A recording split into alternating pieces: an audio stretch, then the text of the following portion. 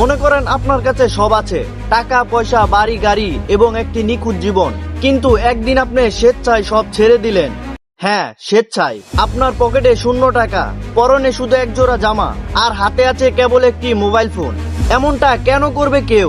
শুধুমাত্র একটা জিনিস প্রমাণ করার জন্য। একবার কারো ধনী হওয়ার জ্ঞান ও ক্ষমতা থাকলে যে কোনো পরিস্থিতিতে আবার ধনী হওয়া সম্ভব। আজ আমরা জানবো এমনই এক কোটিপতির অদ্ভুত এবং অবিশ্বাস্য চ্যালেঞ্জের গল্প। 2020 সালের মহামারী কঠিন সময়ে এই যুবক নিজের জীবন বাজি রেখেছিলেন এক দুঃসাহসী পরীক্ষায়, যার নাম ছিল $1,000,000 ক্যাশব্যাক। চ্যালেঞ্জটা ছিল 1 বছরের মধ্যে $0 থেকে $1,000,000 আয় করা, কিন্তু শর্তগুলো ছিল অসম্ভব কঠিন। মাইক নিজের টাকা পয়সা, বাড়ি গাড়ি সবকিছুই ছেড়ে দেন। তার ব্যাংক অ্যাকাউন্ট ছিল পুরোপুরি ফাঁকা, থাকার জায়গা ছিল না কোনো ব্যবসায়িক সংযোগ। তার মূলধন ছিল কেবলমাত্র তার মস্তিষ্ক আর পরিশ্রম করার ইচ্ছা। 2020 সালে জুলাই মাসে মাইকের যাত্রা শুরু হয়। মহামারীর কারণে যখন পুরো পৃথিবী থমকে ছিল, তখন তিনি তার জীবনযুদ্ধ শুরু করলেন। তার প্রথম চ্যালেঞ্জ ছিল মাথা গোজা ঠাই খোঁজা। তিনি আশ্রয় নেন স্কাউট সার্ফিং অ্যাপের মাধ্যমে, যেখানে তিনি বিনামূল্যে অন্যদের বাড়িতে সাময়িকভাবে থাকার জায়গা খুঁজে পান। এরপর আসলো টাকার পালা। তিনি ক্রেগলিটের মতো অনলাইন প্ল্যাটফর্ম থেকে বিনামূল্যে পাওয়া জিনিসপত্র সংগ্রহ করতেন। ধরুন, পুরনো আসবাবপত্র বা ব্যবহৃত ইলেকট্রিক্স, এগুলো সামান্য মেরামত করে বা সাজিয়ে গুছিয়ে বিক্রি করে দিলেন। এভাবেই তার হাতে আসে প্রথম $100। এই $100ই ছিল তার পুরো সাম্রাজ্য তৈরির প্রথম ধাপ, যা প্রমাণ করে বড় কিছু করার জন্য শুধু একটি সঠিক শুরু দরকার। এই $100কে পুঁজি করে মাইক দ্রুত বুঝে যান তার দ্রুত আয়ের একটি স্থিতিশীল পথ দরকার। তার পুরনো অভিজ্ঞতা কাজে লাগালো। তিনি একটি কোম্পানিতে টেলিমার্কেটার হিসেবে কাজ জোগাড় করলেন। প্রাথমিক বার্ষিক বেতন ছিল $35,000।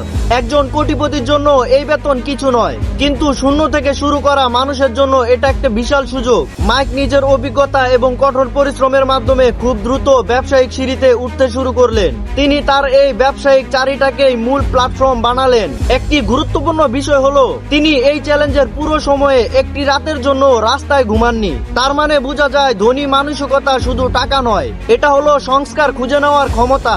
এর পাশাপাশি তিনি টাকা জমিয়ে একটি বাড়ি লিজ নেন, আর এখানেই তিনি তার বুদ্ধি দিয়ে পরিকল্পনা প্রয়োগ করলেন। সেই বাড়িকেই তিনি অন্যদের কাছে ভাড়া দিতে শুরু করলেন। অর্থাৎ তিনি একটি অ্যাপার্টমেন্টকে আয়ের উৎস হিসেবে রূপান্তরিত করলেন।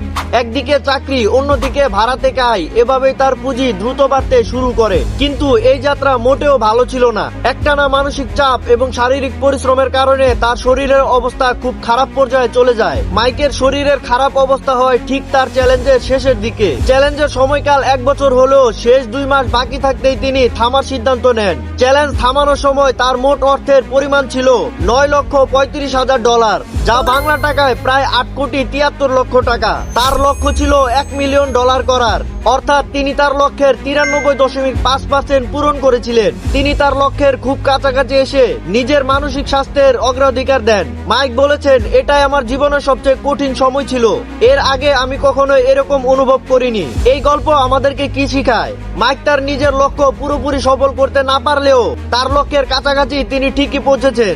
তিনি তার আসল লক্ষ্যটা পূরণ করেছিলেন। তিনি প্রমাণ করলেন একজন মানুষ তার সম্পদ হারাতে পারে, কিন্তু তার জ্ঞান, পরিশ্রম এবং ব্যবসায়িক বুদ্ধি কখনো হারায় না। এগুলোই তাকে আবার শূন্য থেকে কোটিপতির দুয়ারে পৌঁছে দিয়েছিল।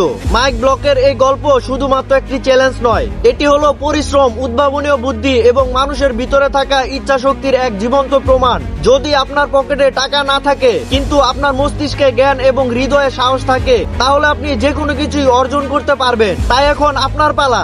আপনি কি মনে করেন মাইক যদি মানসিক চাপ সামলে শেষ পর্যন্ত চালিয়ে যেতেন, তাহলে তিনি $1,000,000 লক্ষ্য ছুঁতে পারতেন? কমেন্ট বক্সে আপনার মতামত জানান।